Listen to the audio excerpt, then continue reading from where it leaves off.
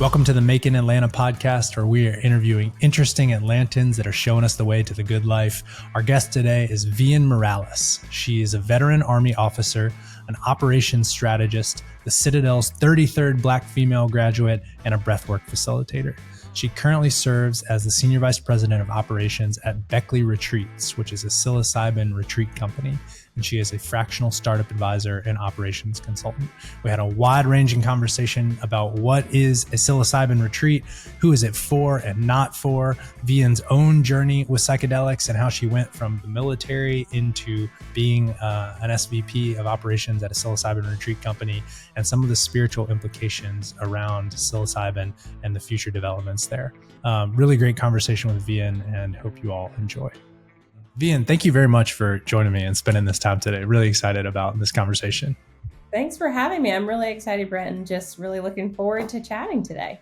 Yeah, so I would love to start by understanding your experience and background with psychedelics and kind of how that elevated to the point where in your post-military career, we're sitting here talking with you helping run a psilocybin retreat company. Like, can you talk us through that journey and how did we get here?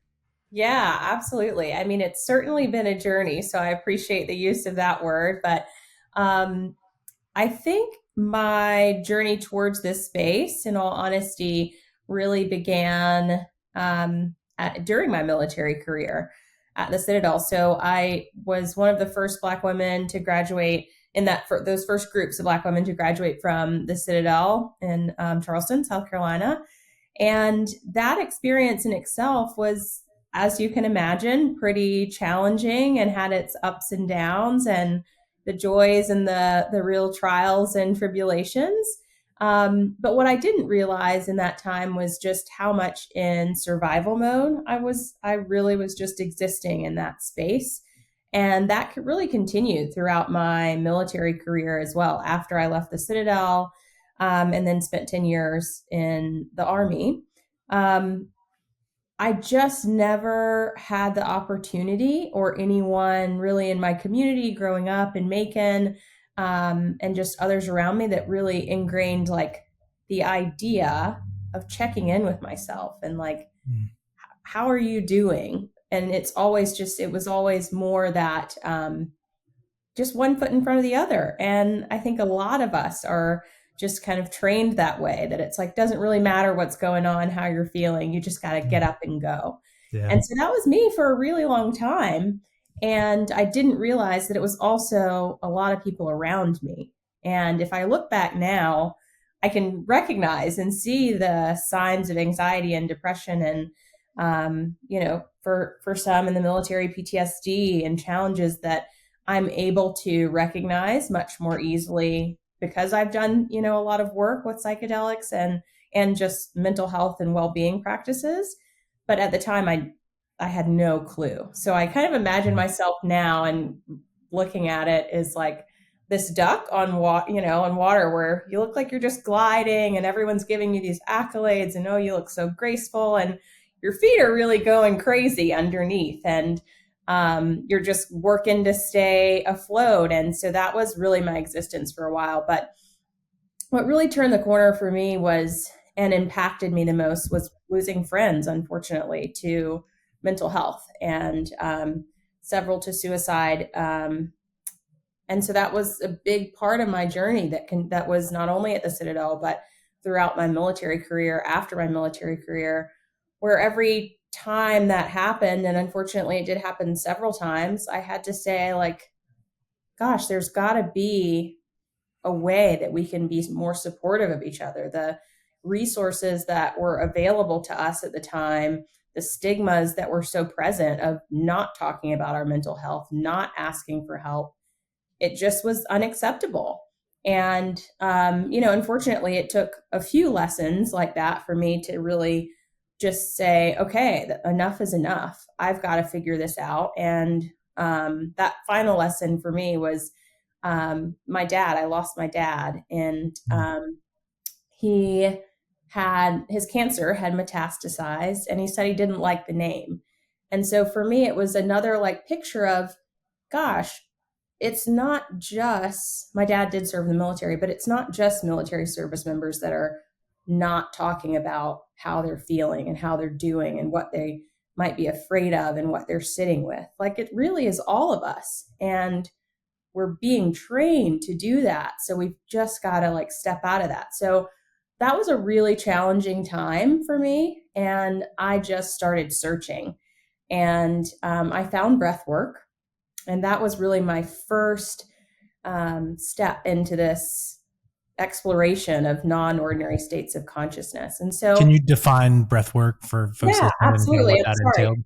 So breathwork is, it's somewhat like, some people can compare it to a form of meditation, but it is using specific breath patterns. So there's different styles of breathing that you can utilize that help your body and your mind really induce these non-ordinary states of consciousness, which sounds pretty foreign, if you really haven't tested it out. But for me, it is the most accessible, one of the most accessible well-being practices that can really allow you the space to just tune into how you're feeling, because it is an active, it is an active practice where you are just focusing on, all right, I'm breathing in this way, I'm breathing out in this way. And that repetitive behavior not only is pushing oxygen into your body, and there, are obviously scientific things going on, but from a mental space as well, you're really able to be present in that moment. And then, for me, it did lead to opportunities for me to really just go deeper in my consciousness, and it allowed me to release and, in all honesty, to forgive myself for some of the experiences that happened in my life. And so that was the start of this journey. And my husband, like, probably thought I was a little nuts at the time, because I just said, I am not going to consult for government businesses anymore. I'm not going to consult for these big brands. I was doing a lot of business consulting at that time. And instead, I just said, all right, I've got to focus my skill set. I've got to be able to use this for good and focus it on spaces that are going to do good in the world. So I quit all of my consulting work and just really started interviewing and working with companies that I felt really aligned with.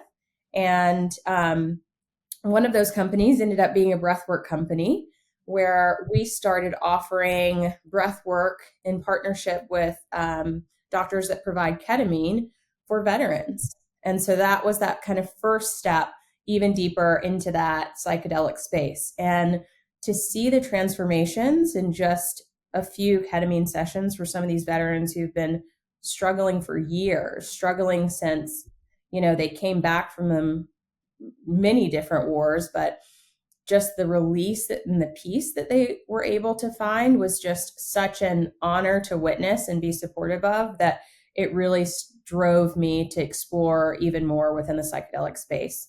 And fast forward a few more years, I connected with Dan Love of Beckley Waves and Neil Markey, our CEO at Beckley Retreats. And I guess we can say the rest is history. But so now we are a psychedelic retreat company that we're offering 11-week programs. We also are starting to offer some shorter format programs, but really focusing on that science-backed experience.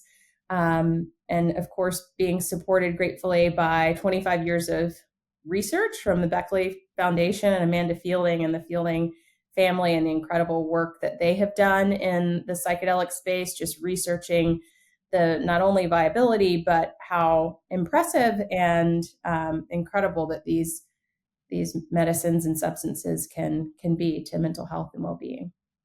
Got it. Thank you for sharing the background. We'd love to learn more about the breathwork and kind of your entree there.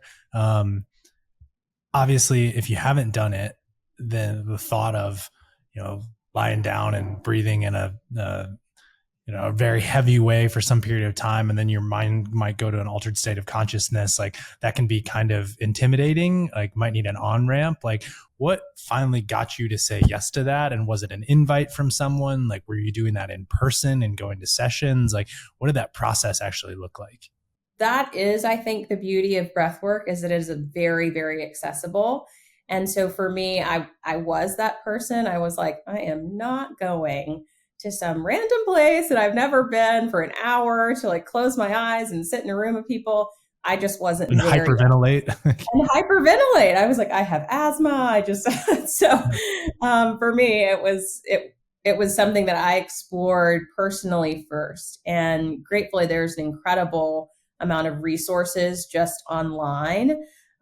So I just found some really basic short practices on Spotify. David Elliott has some really wonderful ones on Spotify that are just like 2 and 3 minute practices. And that's where I started. I just really like got my feet wet, and it was like, all right, I know that I can sit and do this for 5 minutes and then I'm out.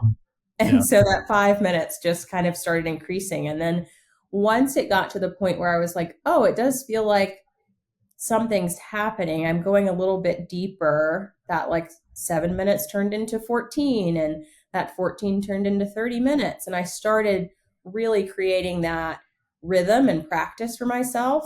I then was ready to explore with someone in person. And so there are a lot of really incredible classes that are out there. I know that there's a lot in Atlanta, but places that usually offer yoga and meditation, they often offer breath work now. And so just popping into a class like that, the cool thing about breath work is that you're always in control.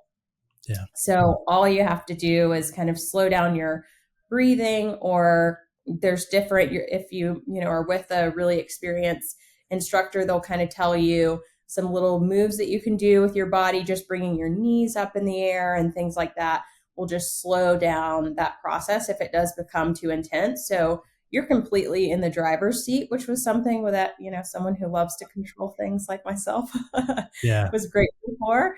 And yeah, it's just really, really accessible. So I encourage people to try it. And certainly if there's some nervousness, it is very accessible and pretty safe practice. There are a few like minor contraindications. People with some heart conditions and things like that, you should certainly just kind of check in with your cardiologist before doing that. But in general, it's a very accessible. Yeah, that makes total sense, that it's like an easier off ramp than a psychedelic experience. If you're like, actually not for me right now, that you can just control your breathing and come out of that. I'm curious, like with your breathwork practice, what percentage of the time, if you think about over a week or over a month, were you just doing kind of a more intense meditation practice compared to a holotropic breath work or something deeper where you're trying to kind of reach an altered state of consciousness and mental being at a given time? The longest sessions that I really did were about an hour to 90 minutes. And so I was able to do that twice a week with ease and be able to, not feel like I've completely wrecked myself.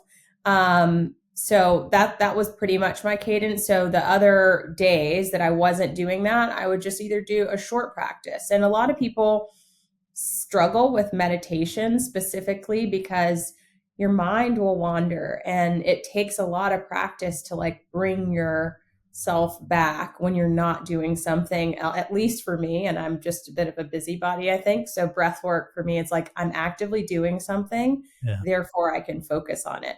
So I try to integrate breath at least, 7 days a week in some format. And at the time I was doing probably 2 or 3 hour to 90-minute sessions a week when I was really intent on just engaging with those expanded states. Yeah. How long are we talking, by the way? Like, what's the time horizon from when, breath work to your Beckley experience? Probably about 4 years. Okay. I think it's 4 years between. Got it. So it was really, really intense for me. For, like I said, after I lost my dad, it was kind of that, it was really a floodgate of all of those losses and recognizing some experiences that I'd had just throughout my military career and how challenging some of those were that I just kind of buried. And so it was a really intense year of breath work for me, both self-guided and guided in classes. So I did do some more intense work with professional breathwork facilitators, and that was really beneficial, and where I was able to really be held as I was moving, through some of these more trying moments in life. Yeah. Um, I'll just totally echo. So I went to a breathwork event earlier this year where there are a number of folks who were doing it for the first time. And I've done a handful of breathwork sessions. It's not as regular of a practice for me, but what was really stuck out was how accessible it was for complete beginners. And I had a few buddies who came and they were like breathing together for an hour intensely in a room, like, I don't know. And then at the end, it was like, whoa, I can't believe that we can feel like that through just manipulating our breath, like not taking anything, not drinking anything, just breathing in and out heavy with some tunes in the background. And then it's an altered state and also like a deep peace and relaxation that is really surprising that that plane is there and accessible to us. So I will just plus one that as an accessible way to experiment with some of what we're going to talk about today, if you have not.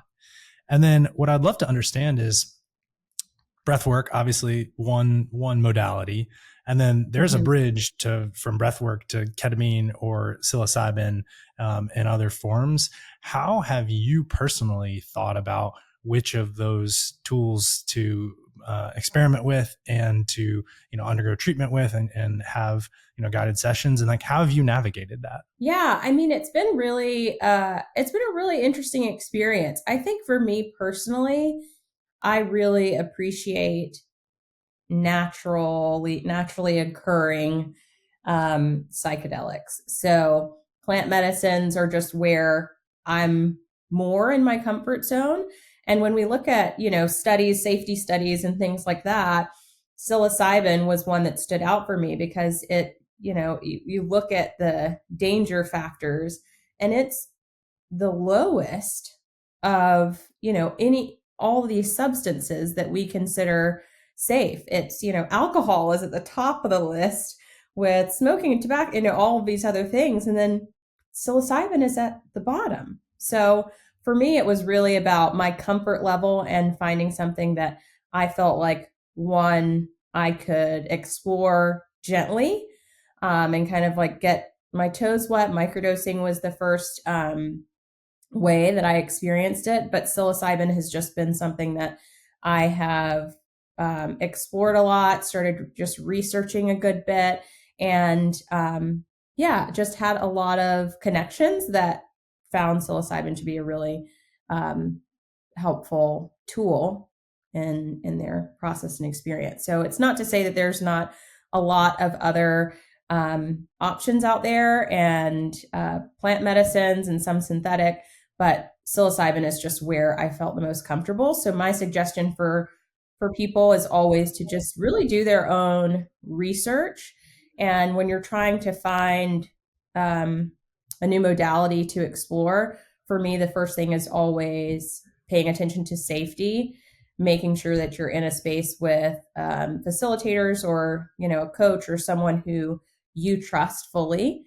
And for me, the person that I started microdosing with is someone that I had a previous relationship with as a breathwork facilitator, and just felt really comfortable with them holding space for me in that way. Got it. Thank you. And what's happened for you? I'm curious what has and hasn't happened as a result. And I kind of mean that both in the micro and the macro. Like in a given session, what happens? If you're listening to this and someone doesn't really know what happens when you are using psilocybin. And then also like when you think about the long-term arc of mental well-being, health, the way that your mind works, kind of how you see the world, like what has and hasn't changed as a result of using these medicines. I think what's most important to be aware of is that everybody's experience on psychedelics is going to be very different. Everyone's experience so I guess we can specifically talk about psilocybin in this scenario, but I've never had a journey that was the same as a previous journey. So every single experience has felt different. There's been some like common threads of like, okay, well, after you take the medicine, I'm aware of when it's beginning to set in. I'm starting to just feel either a little bit of tingling. And often I try to really focus on my breath at the beginning of an experience. And so that brings a little bit of just, I guess, let's see, that just really brings some comfort, I think, for me, because breath work is something that I am familiar with. And so it allows me to really enter into that journey in a space that I'm comfortable in, as other things are setting in. So I think microdosing is very different than, of course, going on a full, what we call hero dose journeys or experiences. So a hero dose is anything from like 2 to 2.5, all the way up to maybe 5 or 6 grams of psilocybin. And then microdosing is obviously a much smaller amount. So when I started microdosing, it was really about tuning in, deepening my practice, my meditation practice, and almost just building a little bit of empathy for myself. So the beginning of my journey and first experience was, of course, like I said, microdosing, and it was just it was a really gentle experience. So it wasn't like crazy colors and everything that I think a lot of the psychedelics people associate with psychedelics. It's like you take it and 10 seconds later you're seeing, the kaleidoscope, and Mars has patterns on it and it's in your room. Yeah, exactly. It's like you're looking at your hands. And so that was not my first experience. My first experience was a really gentle, just awareness of consciousness and allowing a lot of space for empathy for myself. And so I knew that it was a tool that I needed to work a little bit more deeply with, just because in that first experience, I was doing breath work as well at the time. And it felt like this, almost my heart was kind of cracking open, just a little, this very gentle opening of compassion for myself. And it was like, okay, Vian, it's okay that, you didn't do anything wrong in those people that you've lost in your past. You didn't do anything. It was just allowing my brain to release this cyclical idea of like, I didn't do this. I didn't do this. I didn't do this. This is why all this happened. And so for me, it was just this beginning of breaking a pattern. And then my first journeys, a lot of them they're called ceremonies in the context that I've always experienced them. So normally you are given a cup of tea with dried mushrooms stirred in them, and whomever is leading that ceremony for you usually offers you the space to really focus on your intention and what you're hoping to gain out of that experience. And so for my first journey, my intention was simply forgiveness and space for joy. And so that was what I was hoping was going to come out of it. And though it didn't look the way I thought it was going to look. So that was a really, really vivid, it was a really vivid reflection of almost this video and memoir of my life and my experiences. And I, did see people and have conversations with people that were no longer with us. And I also just appreciated nature. I, was looking at trees a lot differently. So when I looked at trees previously before taking psychedelics, and everyone I think probably thinks this is a little woo now, but I used to look up and just like looking at how massive trees are. But after that journey, I really started to see how connected everything was in nature and between human beings. And so now when I look at trees, I think about the roots of trees. I think about how far they expand and how much they touch everything around them. And it's not just what we're seeing on the top. And so that was really representative for me of just how we exist in the world. And that first journey really allowed me the space to reconsider how connected we all are to each other as human beings, to reconsider how we exist in the world, how we are so used to and encouraged to live this kind of like siloed existence without community.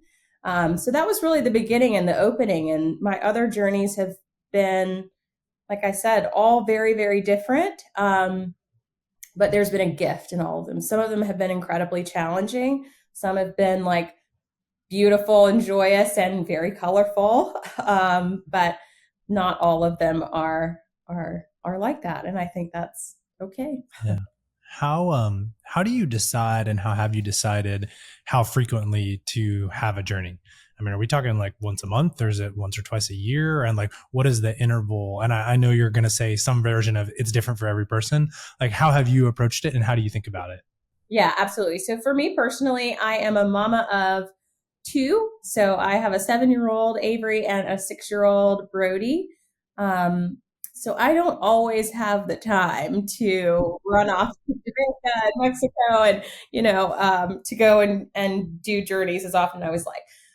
So initially for me, Can I interrupt for one I, second? What does it take? Like, is it, you know, day off before journey integration day, or is yeah. it a week? Like, what does that entail? Yeah, so I think that's really, really important. And thank you for calling that out, because there is a preparation. The way that I approach psychedelics is really important to, one, like prepare myself mentally for that experience and that journey, and like just sit down. It for me it's a few weeks. I really sit down and try to like start to think about, what am I hoping to gain here? What am I hoping to find clarity? What is my intention of coming into this journey space? Um, and so I think that's the value of really doing this work with professionals, is that often you're guided through that preparation process. And so, though it's maybe a couple of hours a week of just like intentional thought, it is about a 4-week process for me to just like feel like I'm really intentionally going into the space. And then I'll use Beckley retreats as an example. Our retreats are 5 nights, 6 days. So it does mean going away for about a week from your family. And all of our retreats have 2 ceremonies. So for us, we arrive. The next day is your first ceremony day. You have a full day of integration, another ceremony, and then another day of integration before you depart. So it's a pretty intense week. And then on the back end of that, when you get home, there's 6 weeks of digital integration. And I think integration is the most important part of a journey and experience, because while the journey itself is obviously crucial and very important and beautiful, it's not intended to be this magic bullet. It is something that provides you the space to have some insights and then to integrate them, so that what you've learned, what you've understood, what you've experienced can really become part of your everyday life, and how you bring those in and weave that information Can in. you So, unpack what you yeah. mean a little bit by integration and what that looks like practically? Yeah, absolutely. So for an integration practice, if you were doing an integration with Beckley retreats, our experiences are group experiences. So that might look like group Zoom calls where you guys are all checking in with each other and saying, how are you doing? What's coming up for you? How is this landing back? Because it can be really bumpy to have this maybe heart opening, incredible experience, and then 2 days later go into an airport where you're just full of all these triggers and it's like things are chaotic and crazy. And then you come home and your responsibilities hit you. And so it's allowing yourself the space to figure out how to navigate that and how to still hold on to maybe that peace and building the resilience of your experience. But integration itself is really taking the time to consciously explore, continuously explore, really continuously explore what you've experienced in a journey. So it's asking yourself those questions of, how am I growing? What am I holding on to? And it can be a very long process. I've had journeys 6 months ago that I'm still learning from now, and I'm not ready to go back into the journey space. So for me, it might be like once a year I'll go and do another experience. Sometimes I spread them out even more. Um, my second to kind of last journey was in 2022.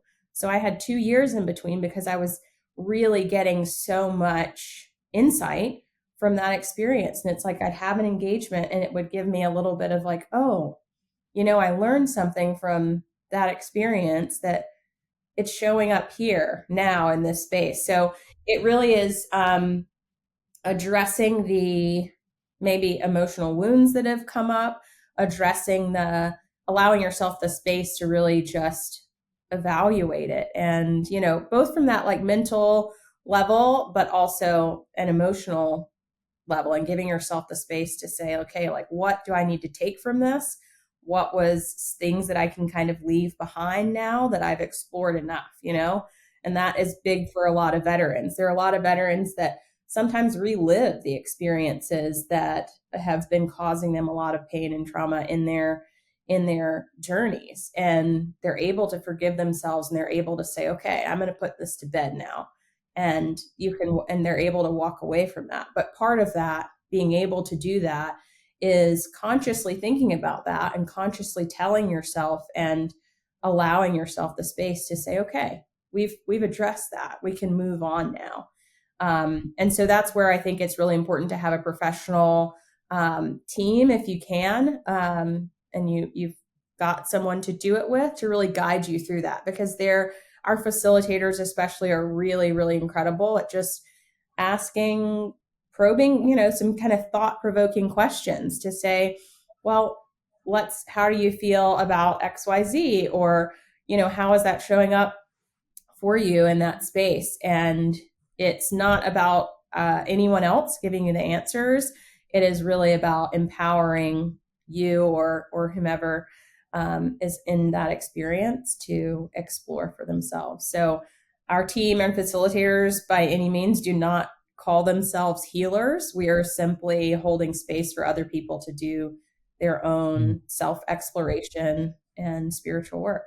What would you say to anyone who is listening to this and they're feeling like a flicker of interest and curiosity and perhaps drawn a little bit, but they're also scared? Whether, they like their mind the way it is and they're afraid of what gates might be opened, or, they have a history of bipolar in their family and it hasn't presented for them, but they don't want to go here because what if something happens? Like what would you say to that person who's got that voice in their head right now? I'd say that overall, it's an incredibly safe and powerful experience. And usually, if there is that little flicker of interest, it will just grow. And it is this little flame that can really lead to some exciting work. And I'll say that it's really important to choose the right place to do this work and to make sure that you're doing it in a safe setting. So safety at Beckley Retreats is incredibly paramount, and I think it should be for everyone. And so going through a screening process, a medical screening process, to ensure your own safety and really advocate and share with that facility for yourselves is incredibly important. So at Beckley Retreats, we have a full screening application, medical screening process. We have a team of screeners, of medical doctors, psychotherapists, and body biodynamic therapists that review those applications, and then have a one-on-one screening call to ask some follow-up questions. So it's really finding somewhere that is going to go that extra mile to make sure that physically and mentally you will be okay. And it is a concern when you might have a history, your family might have a history of bipolar disorder or schizophrenia or some kind of, more severe mental health issues. That is something to really pay attention to. And it might be more suitable for you to be in a clinical setting because that is a pretty serious concern. So at Beckley, we aren't able to really support and accept people that currently have bipolarism or schizophrenia. Because we feel that it's incredibly important for the team there to be able to fully hold someone, and there is a higher risk for individuals with those mental health conditions. Yeah, thank you. And you've told us some about how the Beckley experience and how a psilocybin retreat works. I'm curious, like, who are they for? Who are they not for? And what are maybe some common misconceptions about what happens before, during, after? Yeah, I mean, so they are truly for, um, well, I guess the better way to answer this question is who do we normally see attend our retreats? So a lot of our retreats are attended by all age ranges. So that's been really incredible to see. But people really exploring spirituality, exploring connection. Maybe they're coming in with anxiety, depression, PTSD, um, trying to unleash some new ideas, creativity, improve their own performance, because there is this other scientific side, obviously, that we haven't talked about too much, but obviously the Beckley Foundation has done a ton of research on about the neuroplasticity that occurs when utilize Can you psilocybin. define And neuroplasticity for us? no, you want a good definition? Can I'll, I can I I'll, Google this I and can try. I give you can a good try. one? You can tell me if I'm right or wrong. Give me a good. I want to deliver a good one. Why don't you All right, share? I'll try. Tell me if I'm right or wrong. Okay, I'll let you know if it's good. Neuroplasticity, this concept that over time the patterns in our brain start to become hardwired, calcified, which basically like we will fall into the same mental loops, ways of doing things, ways of seeing the world. And over time, those are relatively solid, especially as you get older. And then if you use psychedelics, have a heightened neuroplasticity, which is basically imagine that you can retrod some of those pathways in your brain. Someone once said like there's tracks and then it's like a snowfall, and the snowfall, makes everything flat again. And then you can perhaps forge new tracks. And so if there's a way of being or a traumatic experience that you're reliving or otherwise in a heightened state of neuroplasticity, if you've been using psilocybin, you might be able to reconstitute some of those patterns. And that also happens during the integration. Fair? Foul? Close? Yeah, absolutely, absolutely. And it's really that. It's almost this rewiring of your brain, rewiring of sometimes just the way that you're thinking, but also there is this window of time right after your experience where it really is that opportunity to create real change to create real change in the way that you're thinking, and utilizing that opportunity of that expanded state to expand your creativity. So we have a lot of people that come to us with that want to start a new business, and they're like, maybe I'll get some insight of a new business idea of this little seed that they've had. And Has a that lot of happened? Like, people, have you seen people? yeah, Wow. absolutely. We've had a lot of people that have come and they've just said, well, I'm really not happy with the job that I'm doing, but I have this little seed of an idea. I just don't know how to take it forward. And by the end of the program, they're usually, sharing.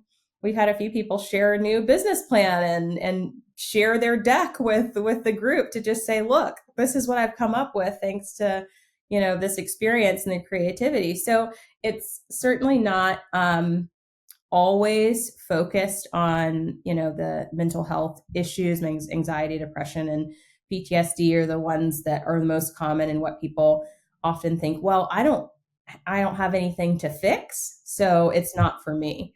And that's not the case at all. I think it's really for everyone that is medically it's safe for them to explore. So our participants have ranged from 22 years old to 86 years old. We had a couple that came from the Midwest that were celebrating her 80th birthday. Her husband was 86, and they said it was the most impactful experience of their life. And I mean, for me, it's like, you don't have to tell me much more than that for my curiosity to be piqued and to want to explore it. So I do think it's really an opportunity for a lot of people. But again, I think it's always important to ensure that you're doing so in a really safe environment, where you can just be held and fully supported. Yeah. Where are we when we think about the industry and the arc? It seems like there's a wave of acceptance in some circles around psychedelics right now, but yet largely they're there isn't. And I draw a parallel, but a little bit with AI, where in some ways it feels like AI is everywhere. But then I just saw a stat the other day that over half of Americans have never heard of ChatGPT. And I think it's like 20 something percent that have used it. And so it's like, all right, AI may be the buzzword du jour, but it's not everywhere. And I think the same is true of psychedelics. So like, where are we on an industry acceptance? I know the retreats that you all offer are in Jamaica and the Netherlands and elsewhere where it is a different legal environment. But like, what are you seeing happening out there right now? Yeah, I mean, and unfortunately, in the states, this psychedelics are still Schedule One. So it's only Oregon and Colorado that have really made some significant progress. Washington D.C. has made a little bit of progress as well, but it is still very foreign, I think, to a lot of people. How to Change Your Mind, Michael Pollan's book, and then respective Netflix series coming out, I think did help a lot of people explore that probably wouldn't have explored it before, or at least find a little bit of curiosity around it. But I do think there's still a long way to go. What I'm grateful for is that we're starting to have more conversations, especially about the veteran community and the use of psychedelics as an alternative for the treatment of PTSD, anxiety, and depression. Because I think the statistic, and we can double check this, but I think it's less than 10% of veterans that start a PTSD treatment process actually finish it. And I mean, that's terrifying to me. Suicide stats right now for veterans with PTSD are still astronomical. But the fact that we're starting to have these conversations, the VA is starting to allow some research to be done, is encouraging. But I do think there's still a long way to go.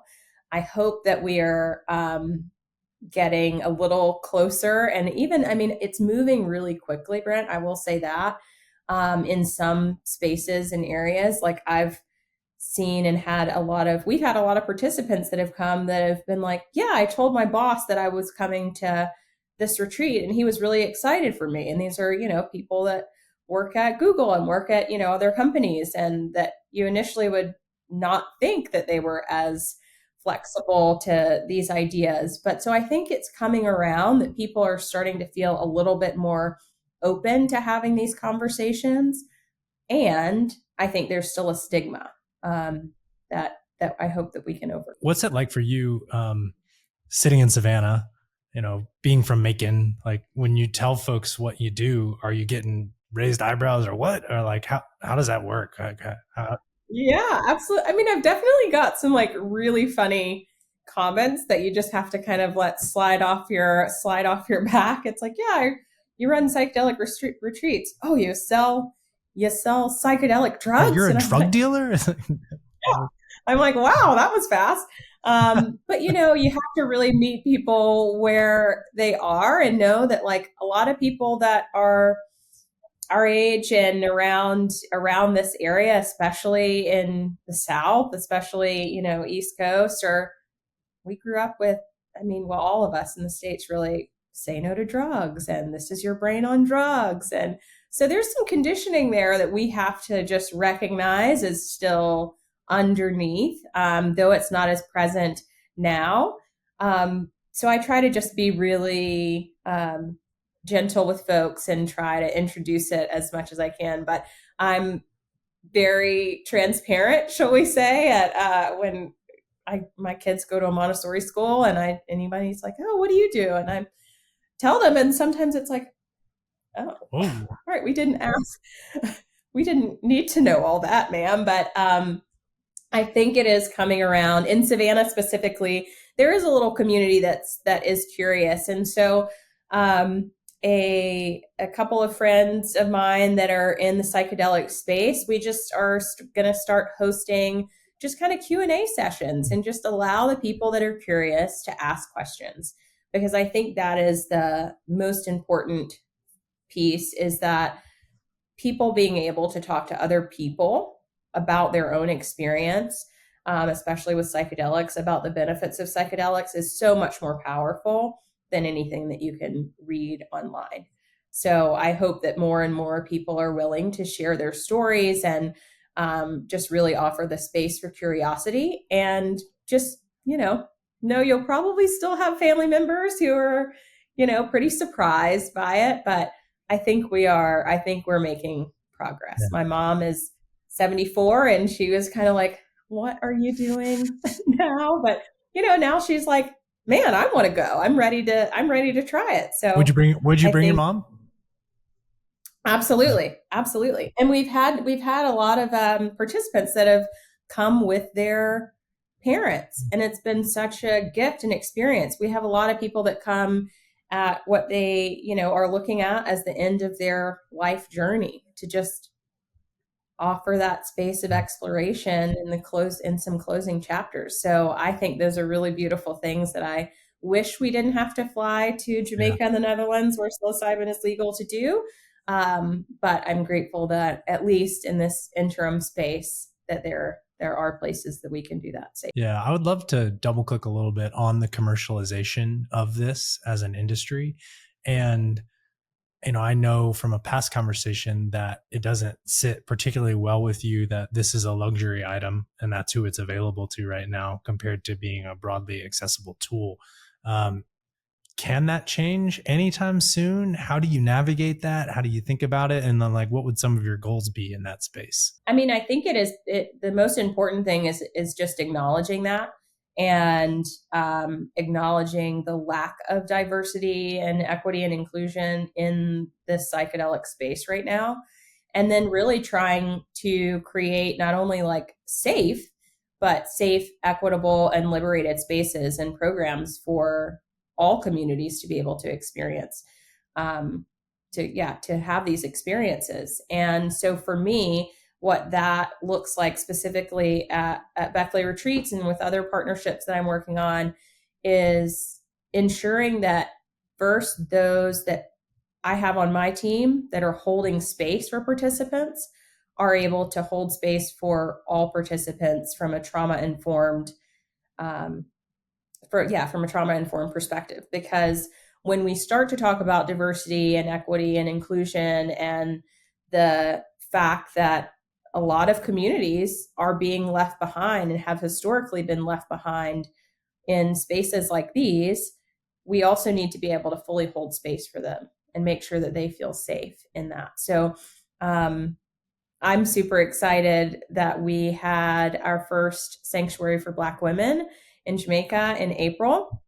And we brought together a world-class team of facilitators, all Black women, all incredible professionals from shamanic space holders, award-winning authors, trauma-informed therapists, medical physicians that we came together and held space for this incredible group of women. And I think it is intentionally creating spaces for all communities.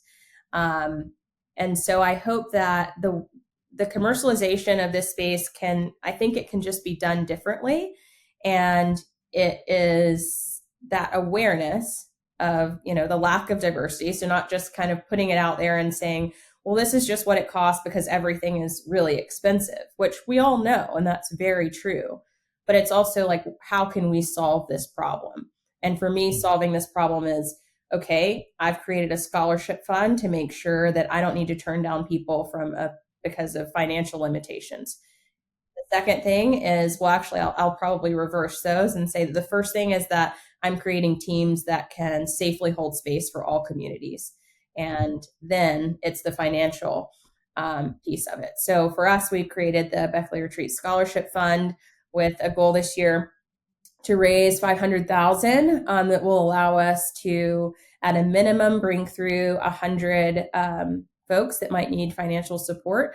And that's a full for our full 11-week program. But we're also offering partial support and things like that. So we're really trying to be active about creating the spaces for people to feel safe, liberated spaces, and to make sure that just because of the inequities of the world and the history of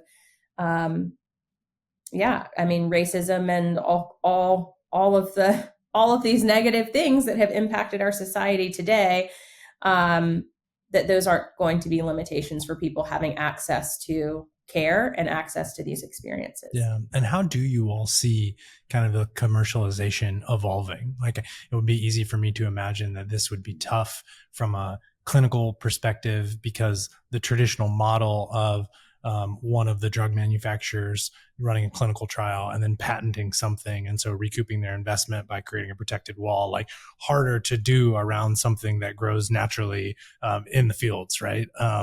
How, like, so is it going to play out differently than perhaps other drugs have in the past, or medicines have in the past rather?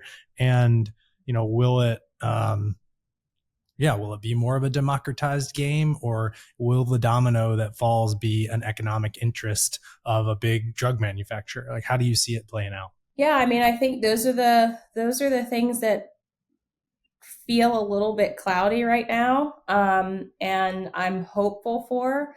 I think that it is crucial the way that these substances, I hope one day, get legalized is in a specific way, to ensure the safe use. And so it's not the overproduction of, synthetic mushrooms, in my opinion, and then just kind of like sending them out and shelling them out in the mail and having people just do what you will. And I think that creates a lot of unsafe experiences.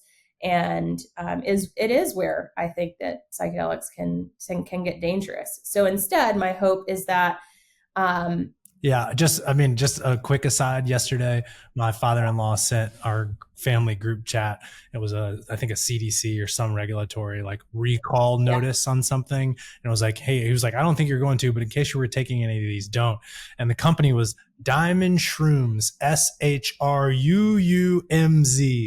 And I was like, oh, but Diamond Shrooms seemed like such an upstanding, trustworthy brand that I was going to place my mental well-being place in. my order immediately. So, that's right. Annual subscription. If you're listening to this, don't order Diamond Shrooms. I called them out, Brent. Sorry. Oh my God. Hopefully you don't run Diamond Shrooms. But if Diamond Shrooms, if you're listening to this and you want to defend yourself on this podcast, let's talk about it. I would love to hear what y'all are going for too. Oh my gosh. Yeah. Yeah. I mean, I think it's, my hope is that the way that psychedelics are legalized is in a way that still ensures that they are utilized in safe containers. Mm-hmm. So not to say that it has to be in a clinical space by any means, but I do think it's really important to, just kind of, well, I'm not going to say Diamond Shrooms. This is my battle, not yours. Don't worry. You don't have to take it on. I don't want to get involved. I think it is really important for people to be and access and have these experiences in safe environments. So my hope is that in whatever way, it is not that they are being locked away as they are now, and people are having to do it completely underground, and then those experiences might feel unsafe for them, but in a way where they're able to come to people who are professionals in this space, and not necessarily only, clinical professionals, people with, XYZ Western medical support, but also really honoring the shamanic traditions and honoring people who have this indigenous wisdom and are able to fully support someone in a psychedelic experience and do so in a safe way. Yeah. So that is my hope. Specifically at Beckley, we're certainly eager for things to change a little bit so that we can hopefully do work in the United States and retreat centers in the United States. But for now, it is really important for us to do everything above board, and just always keeping safety as our What's focus. Obviously Beckley has a position, right? And you're putting your life force behind this and investing your energy. What's the logical counter argument, or is there one? Like if I wanted to articulate the other side, nope, kind of the illegality or the current structure as is, we need to be careful. We need to slow down. What is that argument, and does it resonate? Do parts of it resonate with you? I think the parts that resonate with me is when people, kind of talk about the unsafe use of psychedelics, which is valid. Like if people are out there, you know, holding spaces and creating their own, retreat centers with absolutely no training and saying that they're able to support people from all communities and they have no trauma informed training, I do think that gets dangerous. And I think it's the same thing as medical practitioners. The focus is to do no harm. And when that is not the focus and there is a space that harm can be done, then I'm on board for it not being, available to all. And so that is a really, really tricky balance because there are bad actors out there. There are people that are taking advantage of, unfortunately, other human beings, and especially in altered states. So I think that is the other side of it that I certainly can acknowledge. And unfortunately, I know people that have had to have those really negative experiences, and some people have come to us afterwards to say, I had this really awful experience and that's why I'm coming to you, because your emphasis on safety. But I think that is the piece of the argument that I Like, can you understand. give an And example? I mean, obviously without belying any kind of privacy, but like yeah. what is a bad trip, bad experience? What happens? Well, so I think a bad trip is something that to me is different. So a bad trip is a lot of times what people associate with what I would really call Mm, a more challenging experience. So there are going to be experiences that you have on psychedelics that, like, for lack of a better word, feel like you might be in hell for a while. Like nobody wants to relive a combat experience, for example. Nobody. So a lot of people are really scared of like that negative experience, but there is also a learning in that. There's also a learning in that really challenging experience and navigating mm, that. And it's just being in the space to be able to move through that. So I don't really I think bad trips are often like this blurred line of people maybe talking about something that's really challenging or scary. And I think there's another side of it that's like when you are in an unsafe space and you are having a unsafe experience because either the mushrooms that that they're utilizing have been altered or messed with, that could potentially induce a bad trip because that is something else is happening now. There might be a drug interaction or something that's going on. So those feel like two different things for me. But what I'm sharing is just unsafe experiences that I'm most concerned about are things like um, maybe someone has experienced some really severe trauma in their life, childhood trauma, whatever other types of trauma, and that facilitator is not does not know how to hold space for that person. So maybe they're saying something that's really insensitive, with a lack of empathy, lack of understanding, and in all honesty, just really unprofessional. That can in these altered states really impact someone mm, and do harm to someone's experience. And then there is a there's a physical aspect. People take advantage of yeah, people in alternate, states. So there are scary things out there. I think that the um, good outweigh the bad, but I do think that's also why it's so important to really do your yeah, research and who you're putting your, care in the hands of. yeah, yeah. Makes sense. Thank you. I want to ask Yeah. about, how wide access should be, and to kind of take this to a fun, logical extreme. If I made you master of the universe and you had a switch, and if you flipped the switch, everybody who's of age would have gone through or would go through a safe and healing and kind of well administered psilocybin journey. And I'm talking everyone. So, like, whole planet at this point has experienced a safe journey. Um, Uh, and then if you didn't flip the switch, it would be continue status quo, business as usual. Would you flip the switch, and why or why not? Ooh, gosh. Um, can I alter the switch? No, I would not flip the Okay. switch in that in no, I would not flip the switch in that way. I think people should choose if they want to have that experience or not.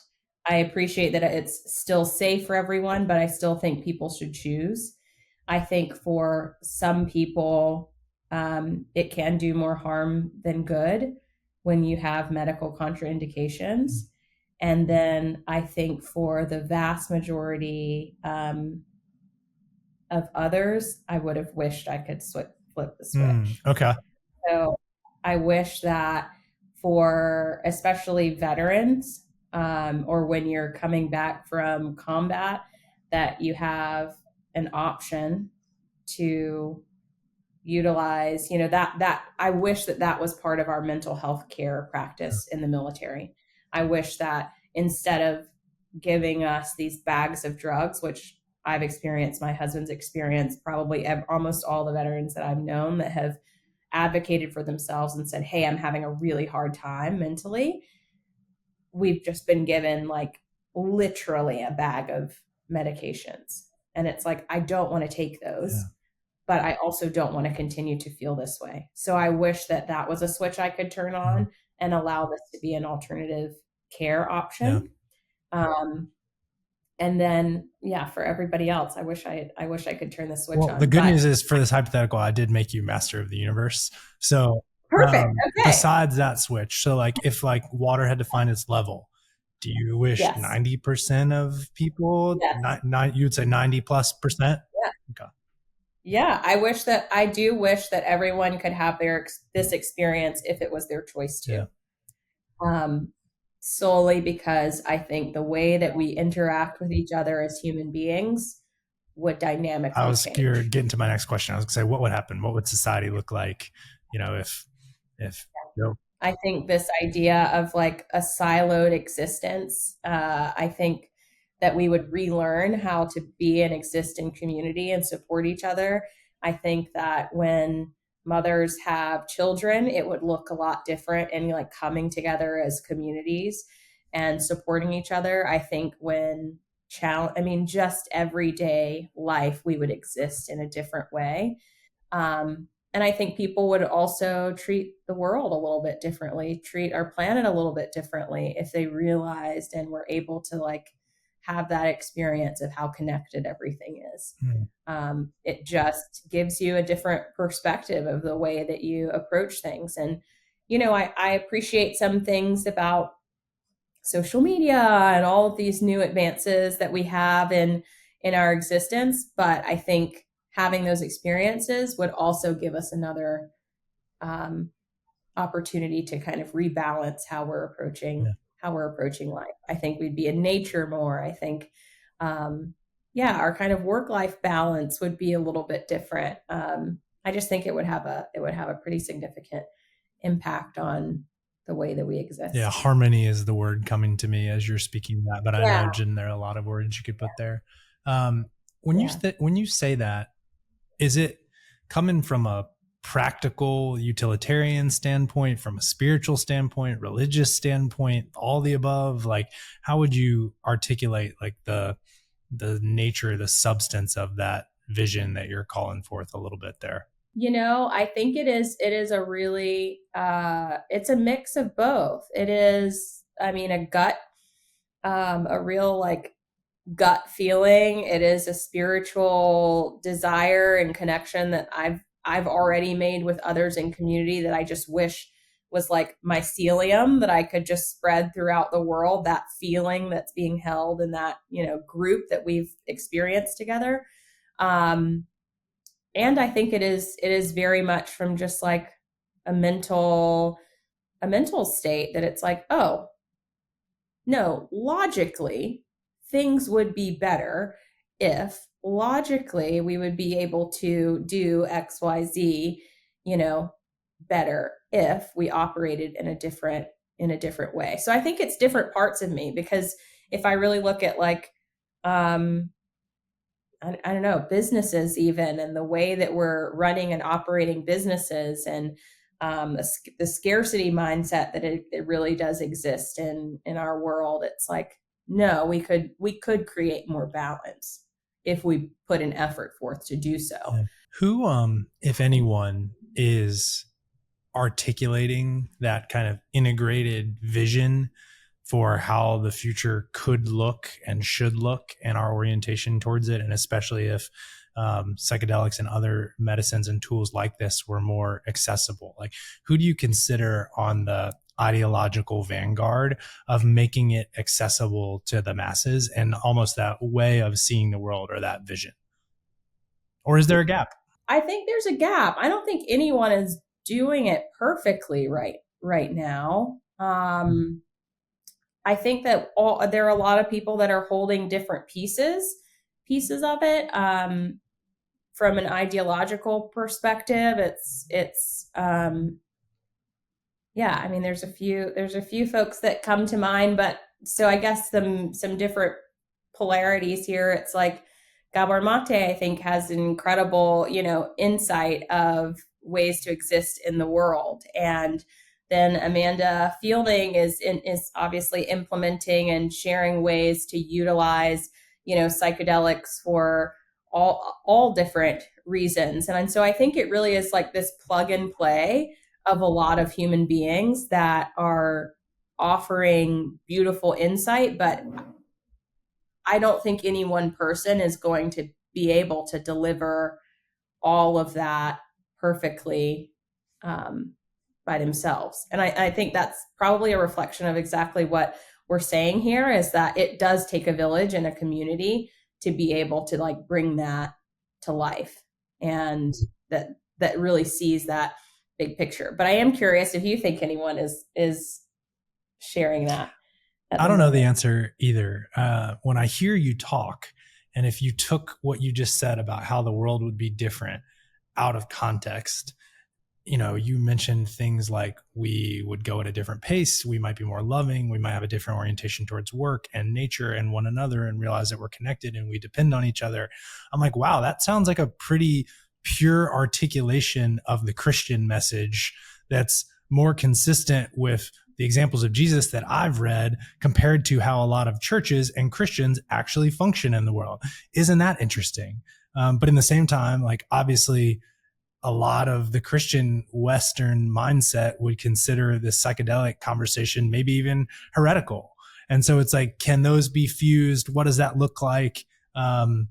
But certainly that movement towards solidarity, unity, greater reverence, greater love, greater harmony, like, we're starting to get into some of the things that Dr. King said and otherwise. And so it's interesting to me to watch those seemingly disparate camps also being articulated towards a somewhat similar North Star.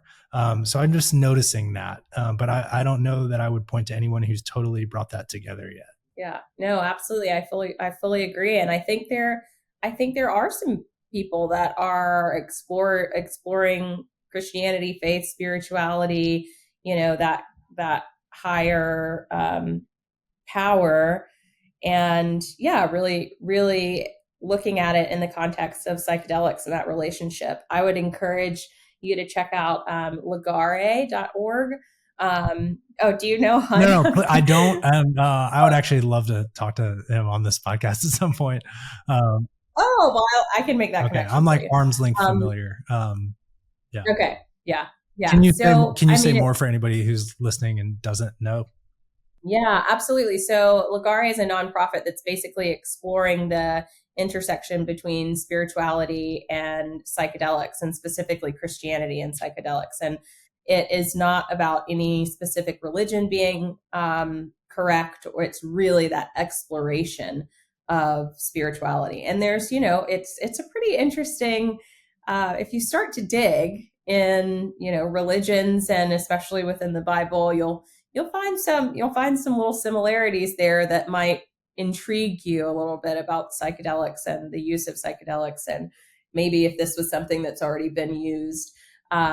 So I do think that there are a lot of different camps, for a lack of a better word that see this idea of this North Star, as you said. And it really is, in my opinion, that opportunity to come together and allowing all of us to see what that golden thread is that's connecting all of us. Yeah, I find it highly improbable that if the Christian doctrine is true, that the same loving God who created all of us also made this naturally occurring substance that, with mountains of anecdotal evidence, seemed to send people towards more peaceful dispositions, but that it was bad and we weren't supposed to use it. Like, there's a disconnect logically there that I don't think it would be hard to argue with that. Yeah, I grew up Catholic, so it's challenging. I think the challenge for me and Brent, I didn't know we were going down this.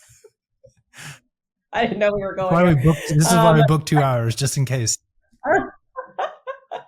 But yeah, I mean, I think it's a really incredible thing to explore, and for a lot of people, it was a lot of our participants have said that their psychedelic experience was the closest that they've ever felt to God. Mm.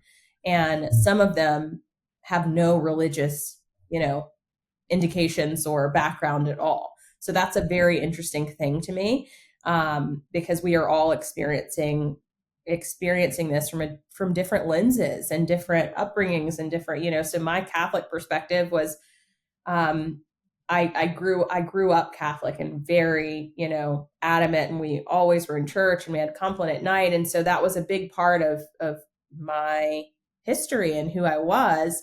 And, unfortunately, then human beings sometimes come into that religious space and they change things with their own perspective. And so I think that's a challenge in just the religious space, but that is also why I'm so curious to continue just supporting organizations like Ligare that are exploring that intersection between spirituality and psychedelics, as opposed to really like pushing any one religion as the end all be all. I also really appreciate you and the Beckley team as messengers, because you're not woo-woo hippies. And not that there's anything wrong with woo-woo hippies. I have some beloved ones in my life. But it lands in a way that someone who is hard charged in their career would be less able or less likely to roll their eyes at.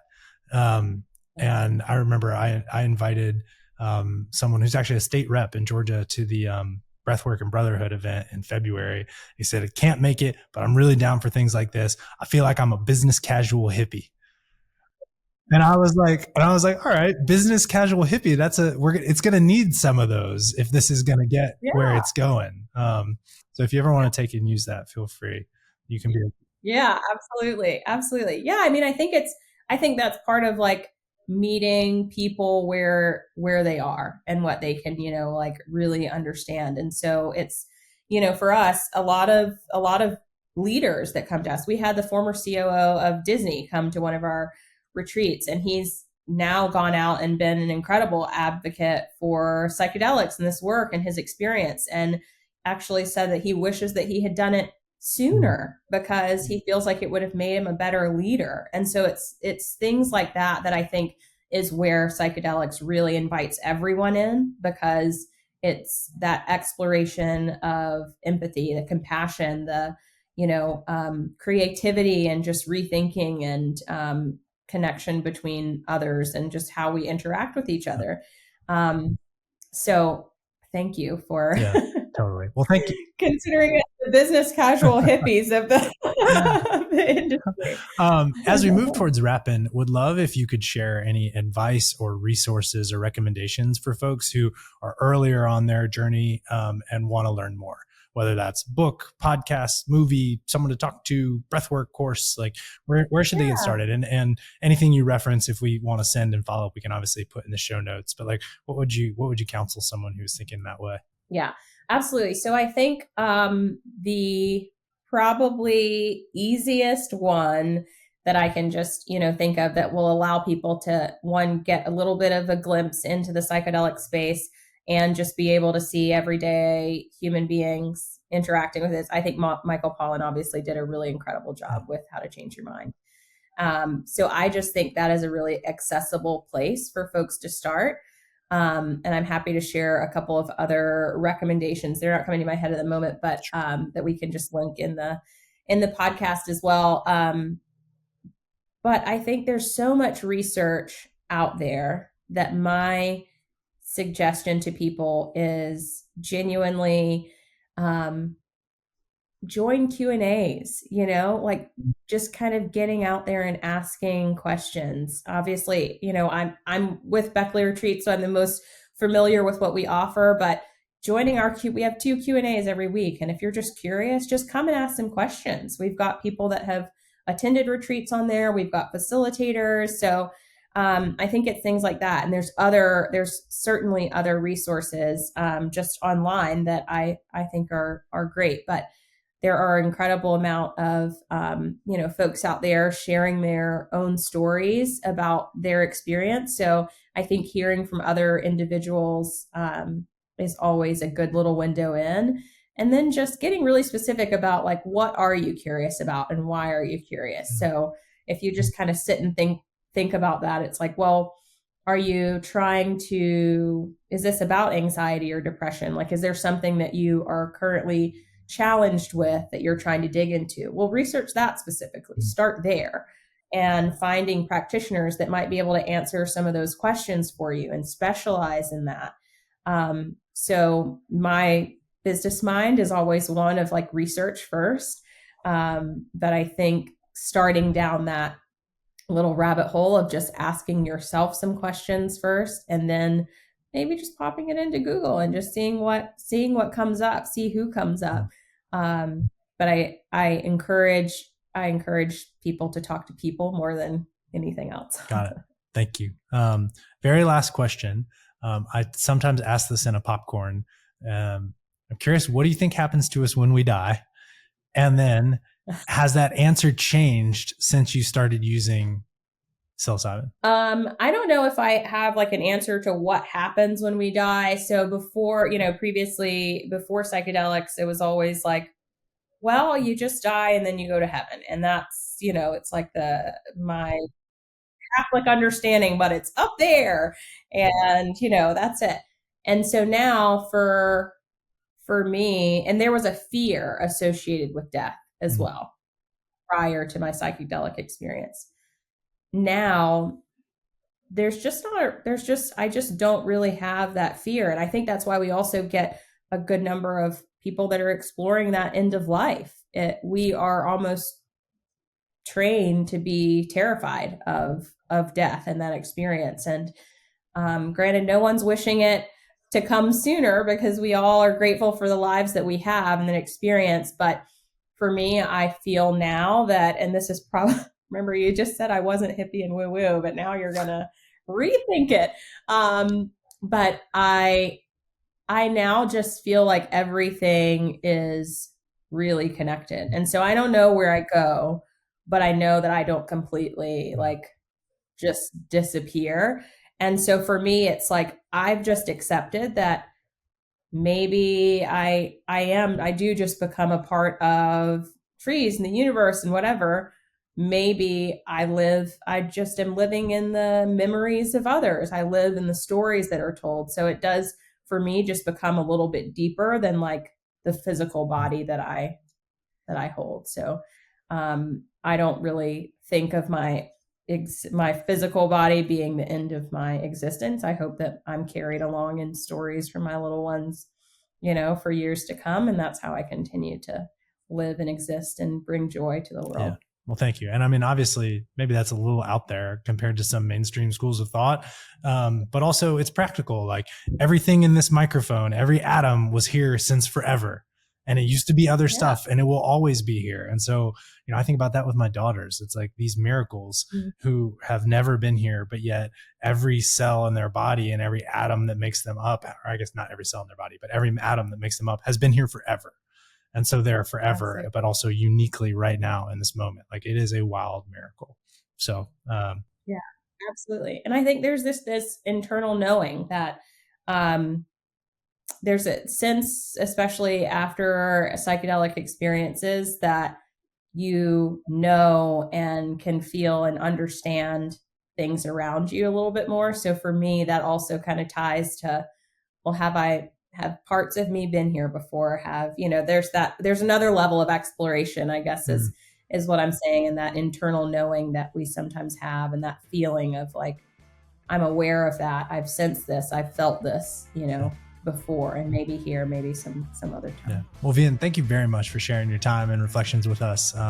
Super interesting, super thought-provoking, and kind of felt your heart coming through. So thank you for sharing with us. All right, that is our show. Thank you, Vian, for joining us. Really interesting conversation for me around psychedelics and the future there. I think there's a lot to explore and understand. I hope that it's not the first one, or I hope it's not the last one that we have in this space, and look forward to more explorations. I appreciate you all listening to the Macon Atlanta podcast. We will be back with more ranging conversations with all sorts of people who are trying to help us live well and seek the good life. Thank you for listening and joining us. As always, please share any feedback if you have it for me, or questions or things you would like us to look into. Thank you.